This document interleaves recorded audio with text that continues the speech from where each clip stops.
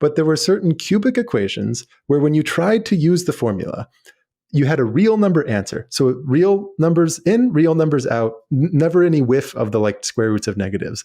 But when you use the formula, you can find that real valued answer if you take seriously the idea that somewhere inside that formula, there's a square root of a negative, and it all cancels out at some point. But like while you're working it out, you're engaging with these square roots of negatives. So for a while, for mathematicians, they're like, oh, it's this one weird trick that like kind of works. I don't know what it means, but it seems to work for solving cubics.